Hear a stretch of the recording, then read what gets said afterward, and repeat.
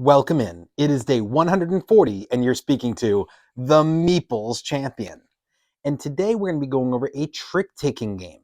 It's a game I actually got closer to last Christmas, but I finally was able to get it to the table just recently.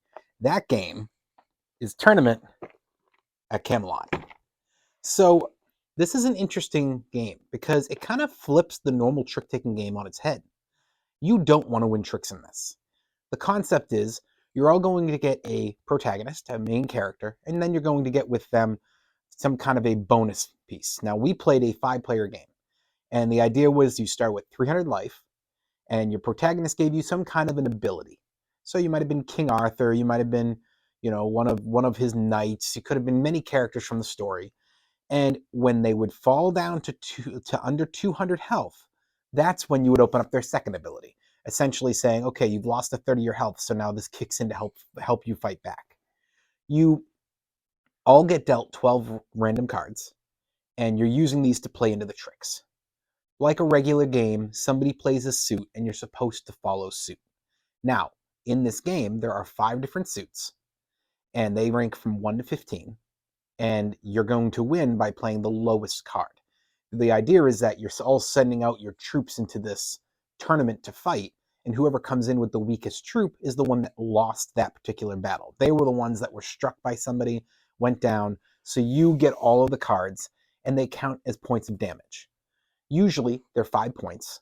However, if you get one that has a blood on it, that means it's worth 10 points.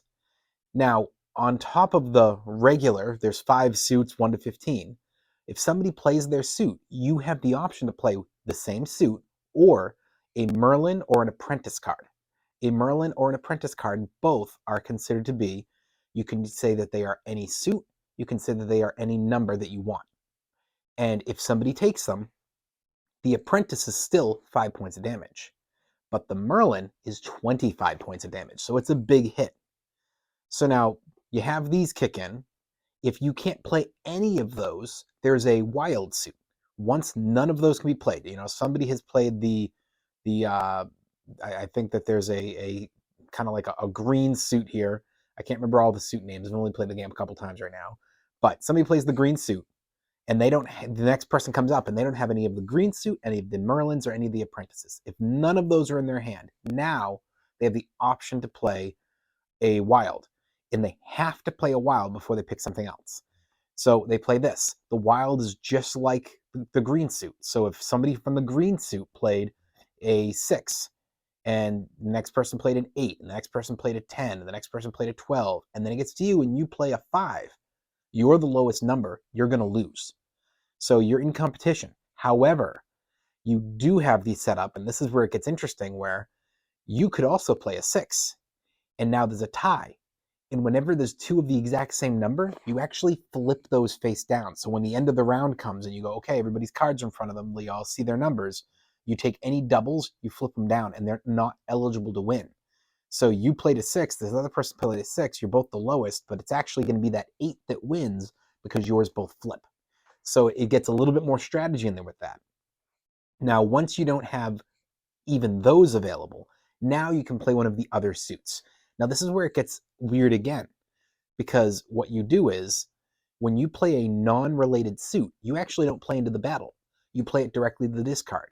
It means you're not eligible to win that battle, meaning you can't take the crazy damage from it.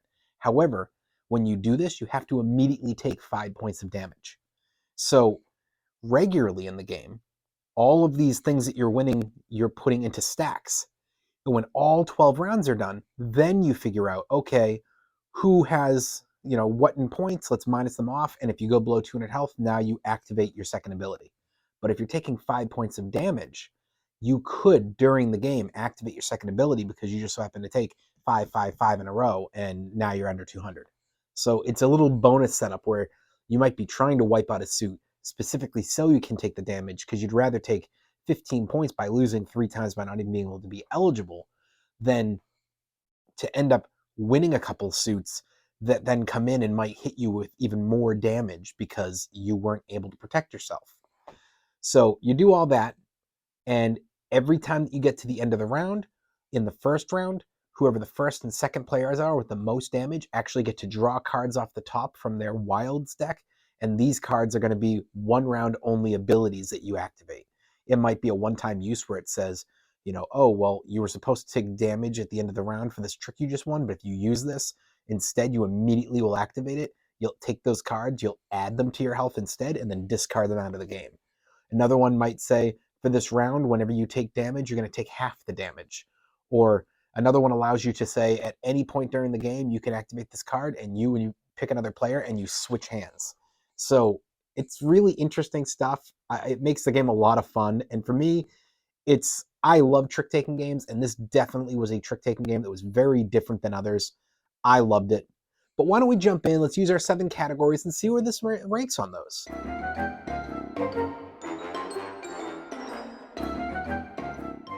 The art. Now, I don't mind this box. I think that it's distinct. I think the art's nice. But I won't lie. This is not a game that would have grabbed me if I had just walked in a store. This is not a game that if it was all set up with its cards, I necessarily would have been as intrigued if you put it next to other games. The reason I got into this is because from the Dice Tower, I believe it was Sam some years ago reviewed it, but I also believe had it on his top 100. And I tend to really try to pay attention to the top 100s. That's a lot of the time where I find random games I've never heard of and I give attention to them because I go, well, if it's on a top 100, let me at least check it out. And I ended up going, I looked it up and I went, oh, it's a different type of trick-taking game. I'd like to try it. So, while I think the art's not horrible, it doesn't grab the eye and it's not something that stands out. It just so happened that I found a review that pulled me in. So I'm going to give this art a thumbs down because it doesn't do its job. The box doesn't grab my interest in the store, and the cards themselves, well, again, they don't deter. Compared to other trick-taking games, it doesn't grab my eye. And that's what I'm looking for.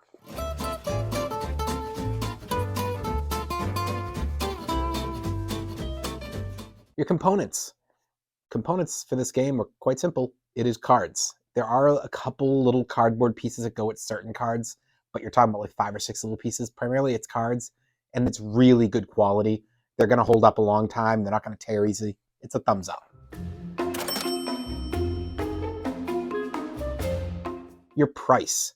So this, as a trick-taking game, is a little bit steep. It's about $30. Now, $30 doesn't sound like a lot, especially when you think of the games I've reviewed already. But we're not talking about a big game that's going to take you 90 minutes to 2 hours. We're not talking about, some huge game that's going to be a lot of setup and going to be a lot of like options. I'm talking about a trick-taking game. And I think that this game's a little bit steep for a trick-taking game. You're not going to find this at your Barnes & Nobles or at your Targets. You're not going to find it in most board game stores. I don't think this is extremely obscure. Maybe it's just in the United States where this isn't as popular, but I'd be lucky if I find it 1 out of 5. So I feel its availability isn't as strong as I'd like, and its price is a little steep for what it is. So I'm going to give it a thumbs down there. Difficulty. This game's the perfect level of difficulty. There's a lot of options to go with, but none of it feels overwhelming. I feel like kids and beginners can try it out, and experienced and experts would like it. So I'm going to give that a thumbs up.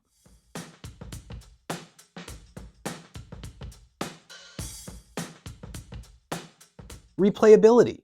I think this game has a lot of replayability. The one night we played it multiple times in a row. Trick-taking games are designed for replayability. I really liked it. It's a thumbs up.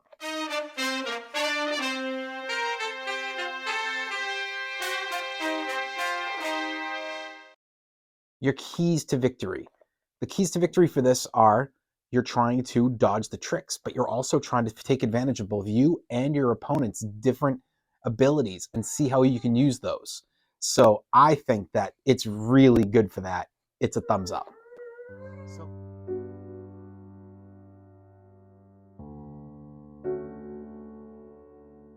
Unique. Is this game unique? It's a trick-taking game, and I love trick-taking games, but does it have enough to be unique? It flips it on its head. It's the opposite. You don't want to win. You've got a cool setup with there being a different level. It's not simply follow trick and then this and that. There's actually a lot of options mixed in here, and your bonus cards make this really different. For now, based on my level of trick taking, which is a lot, I'm going to say it's just enough that I'll give it that unique. Thumbs up. Overall, what do I think? Is it a must buy? Absolutely not. Is it a must own? Absolutely not. Is it a must try? I think give it a try. I think it is worth your time. I think it's a game you're going to have fun with.